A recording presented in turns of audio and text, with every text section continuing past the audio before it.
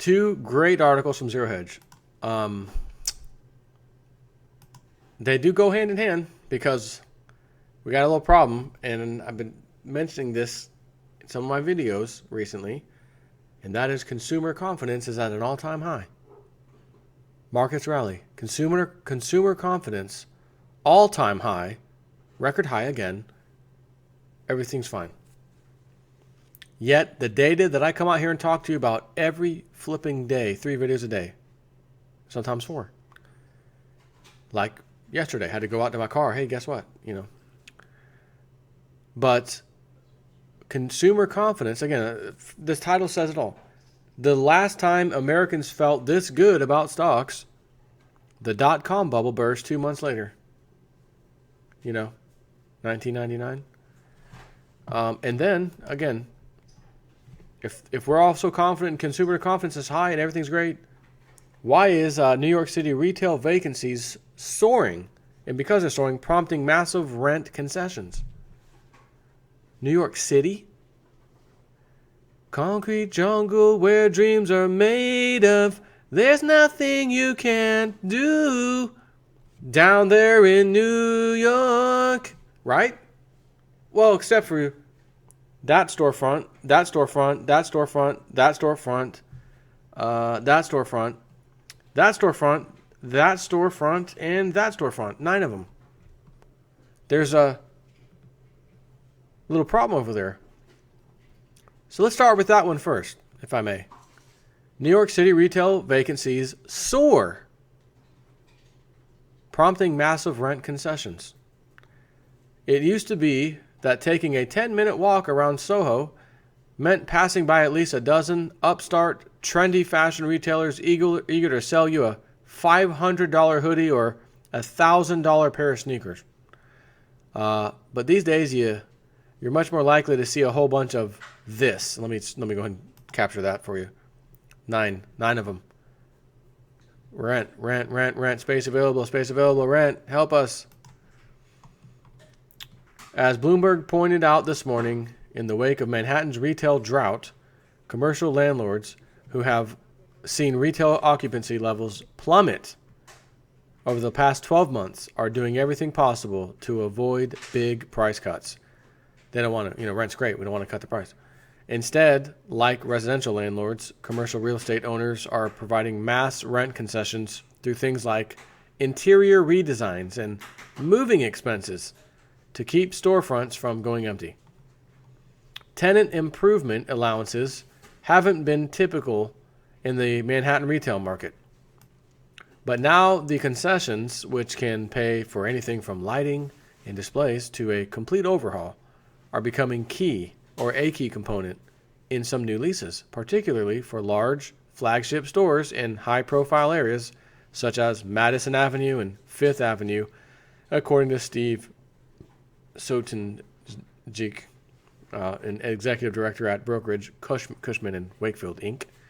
We're seeing tenant improvement and concession packages that retail landlords never, ever contemplated before, he said.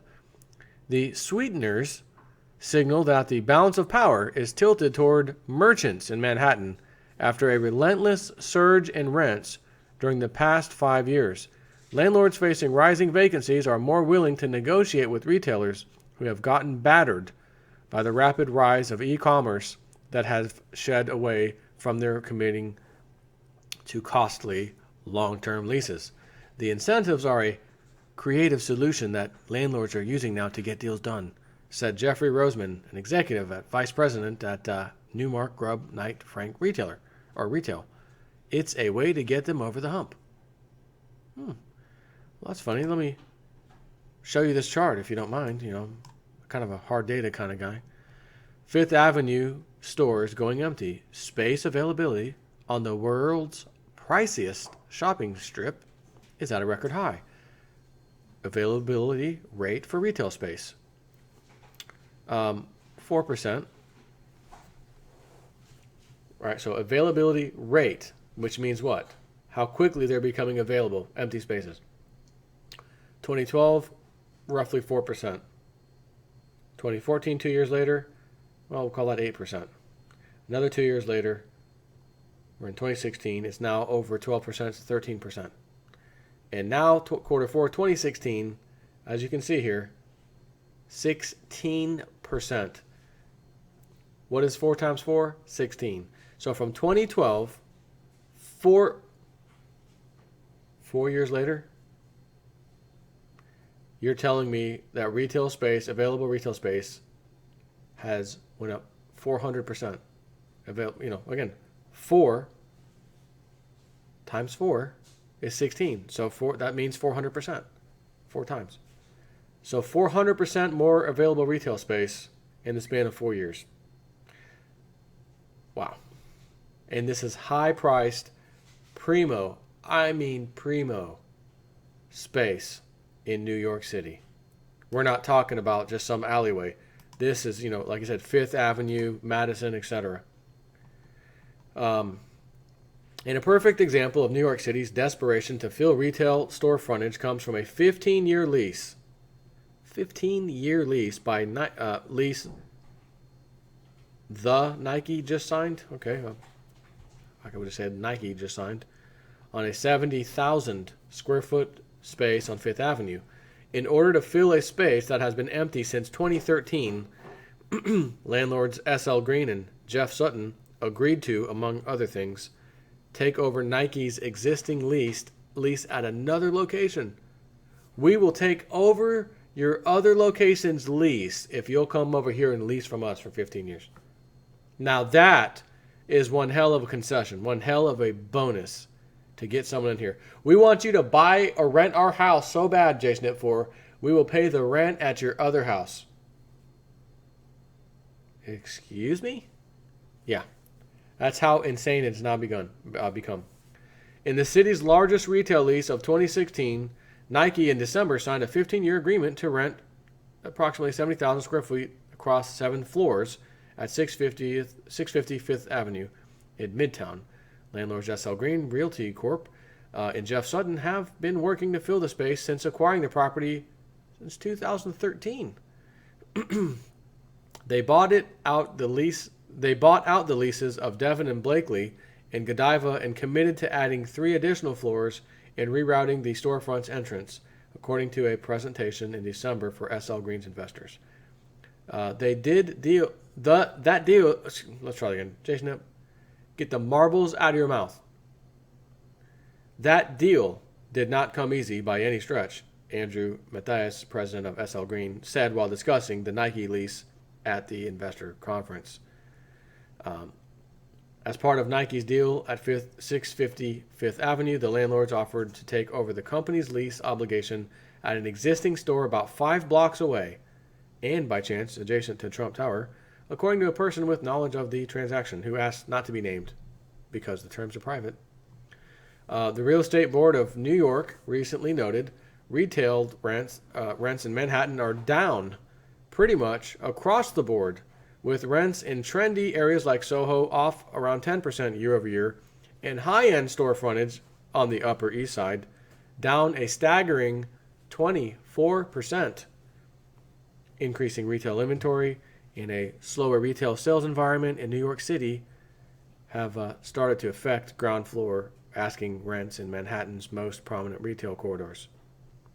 The Real Estate Board of New York's Fall 2016 Manhattan Retail Report shows that average asking rents declined in 11 of the 17 retail corridors surveyed, which is a shift from spring of 2016 when availability was accumulating in some corridors, but the effect on asking rents was subdued. Madison Avenue between 57th and 72nd Streets on the east side is one such corridor that is suffering from an increased availability of ground floor retail spaces. Again, ground floor. That's, you're walking by window, oh, let me stop in there. It's not on the 2nd, 3rd, 4th, 5th, 6th floor. It's on the ground floor. It says prime real estate. As the corridor's inventory level rose in fall of 2016, the average asking rent decreased 11% to $1,433 per square foot, down from $1,613 in fall 2015. Additionally, An increase in the availability for less expensive ground floor spaces in the corridor caused a 22% drop in the median asking rent to $1,350, down from $1,728 per square foot last year. So I got to get out my calculator on this one for sure. We're going with the new price too. $1,350, little 2,000 square foot place times 2,000. $2.7 million. That's what it costs for rent in New York City for a 2,000 square foot storefront. Cut that in half for 1,000 square foot. 1.4 million.